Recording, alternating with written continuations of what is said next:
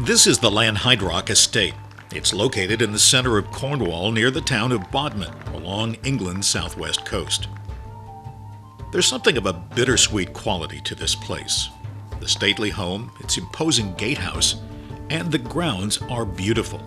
It's one of Great Britain's finest examples of a late Victorian, early Edwardian country estate. Much of what we see today was built in the mid-1880s after a massive fire destroyed much of the structure in 1881.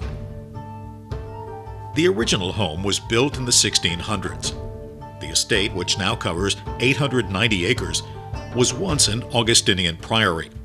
The parish church of St. Hydrock is still here on the grounds and conducts regular services every Sunday. The property was seized by the Crown during the reign of King Henry VIII as part of England's break with the Roman Catholic Church. It was called the Dissolution of the Monasteries.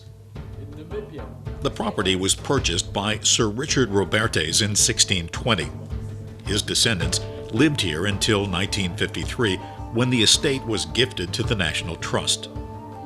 Today, it's one of the Trust's top 10 most visited sites, with over 200,000 visitors each year.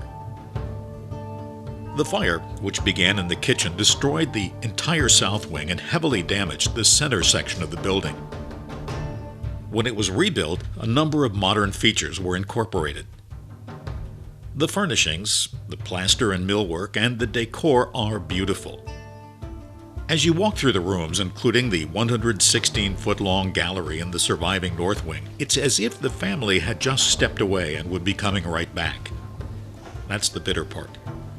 They're gone, and they're not coming back. The rebuilding came near the end of an era and was hugely expensive. Social and economic conditions were already changing, and by the end of the First World War, the Gilded Age of aristocratic country homes was pretty much on its last legs. The heir to the estate, the charismatic Member of Parliament Tommy Agar Robertes, was killed in action during the First World War.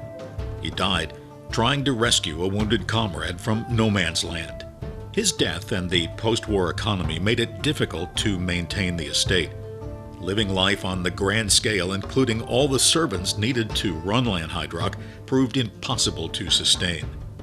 Happily, its rebirth from the ashes of 2 world wars and the end of the empire gave this beautiful home a new life.